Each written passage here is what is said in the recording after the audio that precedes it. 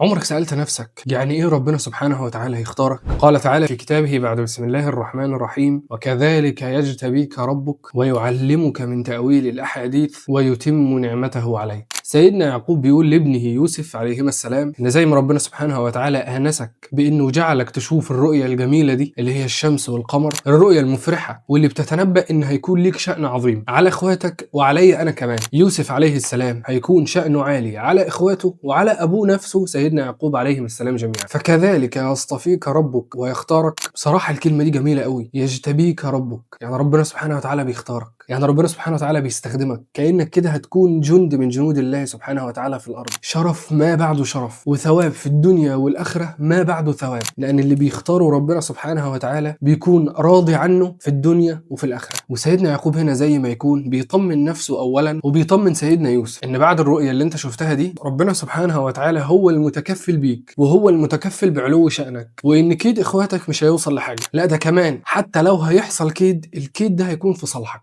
لأن الاشتباء من الله سبحانه وتعالى ليك فربنا بسببه هيحفظك ويعلي شأنك. ويعلمك من تأويل الأحاديث، يعني تعبير الرؤى وتأويلها، ولفظ التأويل ده معناه معرفة ما يؤول إليه الشيء، ولفظ التأويل غير لفظ التفسير، لأن تأويل الرؤى ده مش علم نقدر نتعلمه، دي إلهامات من الله سبحانه وتعالى. فربنا سبحانه وتعالى هو اللي بيختار مين اللي يعلمه تأويل الرؤى ويتم نعمته عليك. وإتمام النعمة بإنك هتبقى نبي يوحى إليك، لأن تأويل الرؤى وعلو شأنك كل دي حاجات دنيوية، يعني في الآخر ملهاش لازمة، كلها زائلة، لكن النعمة الحقيقية هي الرسالة والنبوة والوحي من الله سبحانه وتعالى. أو يتم نعمته عليك، يعني نعمة ربنا سبحانه وتعالى عليك بأن ربنا سبحانه وتعالى هيصطفيك، ده هيحصل ومفيش حاجة هتمنعه، لا كده إخواتك ولا كده الشيطان ولا غيره، كما أتمها على أبويك من قبل، إبراهيم وهو نبي الله إبراهيم عليه السلام خليل الله، وإسحاق أخو سيدنا إسماعيل من الأب، وسيدنا إسحاق هو أبو سيدنا يعقوب. سيدنا إبراهيم عليه السلام خلف إسماعيل وإسحاق وإخوة تانيين، وإسحاق ده كان من ذريته يعقوب، ويعقوب من ذريته سيدنا يوسف عليه السلام. إن ربك عليم حكيم، عليم سبحانه وتعالى إنه يضع الفضل فين ومين يستاهل إن هو يصطفى ويبقى أهل للنعمة من قبل الله عز وجل. حكيم في تدبير خلقه، ومفيش حاجة عبث، كل شيء مقدر. هو أعلم حيث يجعل رسالته